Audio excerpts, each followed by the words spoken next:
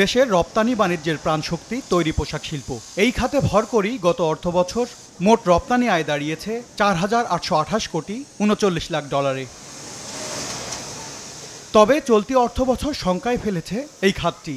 বছর ব্যবধানে গেল সেপ্টেম্বরে 5.66% আর বাড়তি মার্কিন শুল্ক কার্যকর করার মাস আগস্টে 4.75% কমেছে পোশাক শিল্পের রপ্তানি আয়। যদিও অর্থ বছরের প্রথম মাস জুলাইয়ে প্রায় 25% প্রবৃদ্ধির জোরে প্রান্তিক হিসেবে জুলাই সেপ্টেম্বরে 9.5% বেশি প্রবৃদ্ধি ধরে রেখেছে খাতটি। জুলাইতে ভালো ছিল, কারণ যেহেতু আগস্টের এমবার্গো ছিল, এক্সপোর্টগুলো না গেলে ওই 20%-এর ওই ট্যারিফে পড়বে।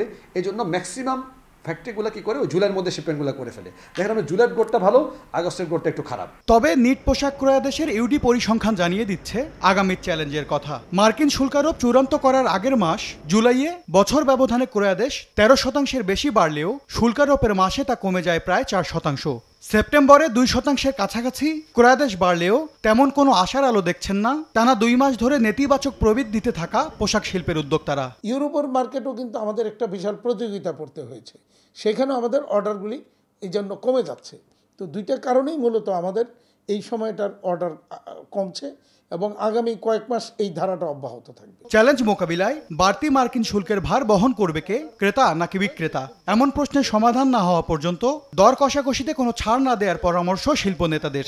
মার্কিন ক্রেতারা আনইথিক্যালি আমাদের উপর তাদের যে নতুন শুল্কের কোনো একটা পার্সেন্টেজ আমাদের উপর ফেলার চেষ্টা করতেছে, যেটা কোনোভাবেই আমরা অ্যাকসেপ্ট করি না এবং করব না। অর্থনীতিবিদরা বলছেন কেবলমাত্র ইউরোপীয় ইউনিয়ন ও মার্কিন বাজার নির্ভরতা নয়, বরং জোর দিতে হবে বিকল্প বাজার তৈরিতে। মার্কিন যুক্তরাষ্ট্রের বাজার এবং ইউরোপিয়ান ইউনিয়নের বাজার বাংলাদেশের জন্য কখনো টেকসই নেই। তার কারণ বাংলাদেশের হচ্ছে যে আপনার শ্রম আইন, বাংলাদেশের মানবাধিকার, বাংলাদেশের গণতন্ত্র, বাংলাদেশের বাকস্বাধীনতা নিয়ে অনেক প্রশ্ন রয়েছে এবং এখনও তারা প্রশ্ন করছে। তাহলে পাকিস্তান এবং ভারত যে বাজারগুলোর সাথে বাণিজ্য চুক্তি করেছে, দ্বিপাক্ষিক বাণিজ্য চুক্তি করেছে, সেই বাণিজ্য চুক্তিগুলো যদি আমরা এখনও যদি করতে পারি, তাহলে প্রতিযোগিতা বিশ্বে আমরা টিকে থাকতে পারবো। পোশাক শিল্পের মন্দাভাবে গেল মাসে দেশের মোট রপ্তানি আয়ও 1 বছর আগের তুলনায় কমেছে 4.61%।